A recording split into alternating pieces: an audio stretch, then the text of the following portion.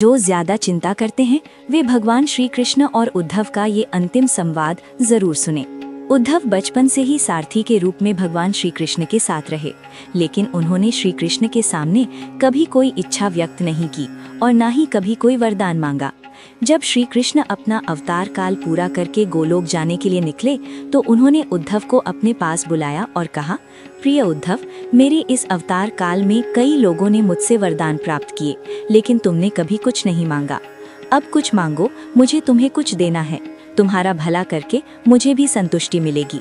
उद्धव ने इसके बाद भी खुद के लिए कुछ नहीं मांगा। उन्हें तो बस अपने मन की शंकाओं का समाधान चाहिए था, जो उनके मन में श्री कृष्ण के ज्ञान और उनके कर्तृत्व को देखकर आई थीं। उद्धव ने भगवान श्री कृष्ण से पूछा, भगवान, महाभारत के घटनाक्रम की कुछ बातें मेरी समझ में नहीं आई। आपके उपदेश अलग थे और व्यक्तिगत आचरण कुछ अलग दिख रहा था। क्या आप इसका कारण बताकर मेरे मन की शंकाओं का समाधान करेंगे? भगवान श्री कृष्ण ने उद्धव से कहा, मैंने कुरुक्षेत्र के युद्ध क्षेत्र में अर्जुन को जो कुछ बताया वो भगवत गीता थी। आज तुम्हें मुझसे जो समझना है और उसका उत्तर मैं जो तुम्हें दूंगा वो उद्धव गीता के रूप में पहचाना जाएगा। इसीलिए मैंने तुम्हें ये अवसर दिया है। तुम संकोच न करते हुए पूछो। उद्धव ने पूछना शुरू किया, हे कृष्ण, सबसे पहले मुझे ये बताइए कि सच्चा मित्र कौन होता है? भगवान श्री कृष्ण ने कहा, सच्चा मित्र वो होता है जो जरूरत पड़ने पर मित्र की बिना मांगे मदद करता है। तब उद्धव ने कहा, श्री कृष्ण, आप पांडवों के प्रिय मित्र थे। पांडवों ने हमेशा आप पर भरोसा किया। श्री कृष्ण, आप महान ज्ञानी हैं। आप भूत, वर्तमान और भविष्य जानने वाले हैं, लेकिन आपने सच्चे मित्र की जो परिभाषा दी है, आपको ऐसा नहीं लगता कि आपने उस परिभाषा के अनुसार अपना काम नहीं किया? आपने धर्मराज युधिष्ठिर को जुआ खेलने से क्यों नहीं रोका? चलिए ठीक है, आपने उन्हें क्यों नहीं रोका, लेकिन आपने भाग्य भी धर्मराज युधिष्ठिर के पक्ष में क्यों नहीं मोड़ा? आपकी इच्छा होती तो युधिष्ठिर जीत जाते। आप कम से कम उन्हें धन, राज्य और कम से कम उन्हें खुद को हारने के बाद तो रोक सकते थे। उसके बाद जब उन्होंने अपने भाइयों को दांव पर लगाना शुरू किया, तब तो आप सभा कक्ष में पहुंच सकते थे। आपने वो भी नहीं किया।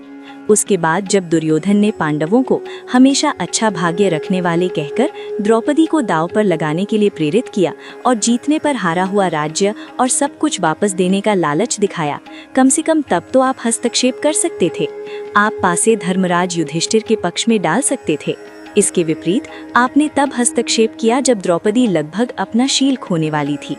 तब आपने द्रौपदी को वस्त्र देकर द्रौपदी के शील को बचाने का दावा किया, लेकिन आप ऐसा दावा कैसे कर सकते हैं? द्रौपदी को एक इंसान घसीटकर सभा में लेकर आता है, फिर एक महिला का शील कैसे बचाया गया? अगर आपने संकट के समय अपने लोगों की मदद नहीं की तो आपको आपद बांधव कैसे कहा जा सकता है? आप ही बताइए, आपने संकट के समय मदद नहीं की तो उसका क्या फायदा? क्या यही धर्म है? ये प्रश्न पूछते पूछते उद्धव का गला भर आया और उनकी आंखों से आंसू बहने लगे। ये अकेले उद्धव के प्रश्न नहीं थे। महाभारत पढ़ते समय हर किसी के मन में ये प्रश्न आता है, जैसे कि अपने मन के प्रश्न ही उद्धव ने भगवान श्री कृष्ण से पूछे हैं। भगवान श्री कृष्ण हंसकर बोले, प्रिय उद्धव, ये सृष्टि का नियम है कि विवेक वाला इंसान ही जीतता है।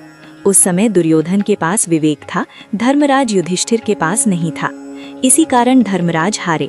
उद्धव को हैरान देखकर श्री कृष्ण आगे बोले, दुर्योधन के पास जुआ खेलने के लिए पैसा और धन तो बहुत था, लेकिन उसे पासों का खेल खेलना नहीं आता था।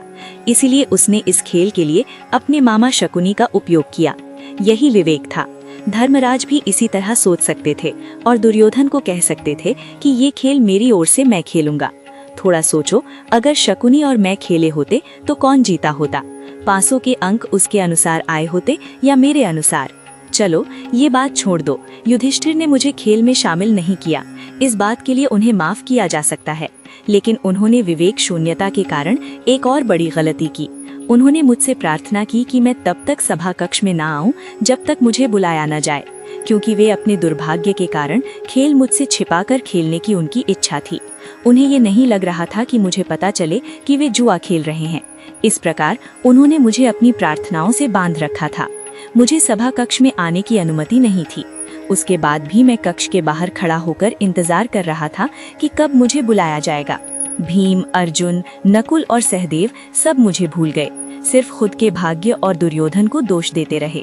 दुर्योधन के आदेश के बाद जब दुशासन द्रौपदी को बाल पकड़कर घसीटकर सभा कक्ष में लेकर आया, द्रौपदी अपनी ताकत के अनुसार लड़ती रही। तब भी उसने मुझे नहीं पुकारा। उसकी बुद्धि तब जागृत हुई जब दुशासन उसे तकलीफ देने लगा। तब उसने मेरे नाम का जाप शुरू किया। तब मुझे द्रौपदी की रक्षा का अवसर मिला। जैसे ही मुझे पुकारा गया, मैं तुरंत वहां पहुंचा। अब ऐसी परिस्थिति में मेरी गलती मुझे बताओ। उद्धव ने कहा, कान्हा, आपका स्पष्टीकरण निश्चित रूप से प्रभावशाली है, पर मेरे मन का पूर्ण समाधान नहीं हुआ। क्या मैं आपसे एक और प्रश्न पूछ सकता हूँ? भगवान श्री कृष्ण की अनुमति से उद्धव ने पूछा। इसका मतलब ये हुआ कि आप तभी आएंगे जब आपको बुलाया जाएगा। संकट में फंसे भक्त की मदद के लिए क्या आप खुद नहीं आएंगे? भगवान श्री कृष्ण हंसे और बोले, हे उद्धव, इस सृष्टि में हर किसी का जीवन उसके खुद के कर्मों पर आधारित है। ना तो मैं उसे चलाता हूँ और ना ही उसमें हस्तक्षेप करता हूँ। मैं सिर्फ एक साक्षी हूँ। मैं हमेशा तुम्हारे पास रहकर जो हो रहा है वो देखता रहता हूँ। यही ईश्वर का धर्म है।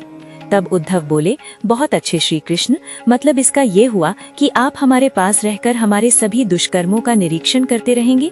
हम पाप पर पाप करते रहेंगे और उसका फल भोगते रहेंगे। तब भगवान श्री कृष्ण ने कहा, उद्धव, तुम शब्दों का गहरा अर्थ समझो। जब तुम ये समझकर अनुभव करोगे कि मैं तुम्हारे साथ साक्षी के रूप में हमेशा हूँ, तब तुम कुछ भी गलत कर सकोगे क्या? तुम निश्चित रूप से कुछ भी बुरा नहीं कर पाओगे।